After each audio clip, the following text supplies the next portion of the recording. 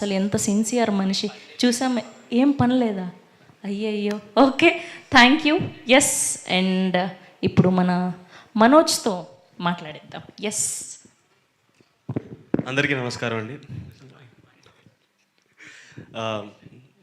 ఈ ఈ టైంలో మాకు ఇలా మాట్లాడాల్సిన ప్రోగ్రామ్ ఉంటుందని ఎవరు చెప్పలేదు. సో చెక్ వినిపిస్తుంది కదా? యా, పార్ట్ 1 రిలీజ్ టైంలో మీరందరూ మాకు చాలా సపోర్ట్ చేశారు. అండ్ ఫస్ట్ సినిమాకి అంత ఆదరణ రావడం అనేది మామూలు విషయం కాదు. I'm forever grateful for the audience and media that has supported us.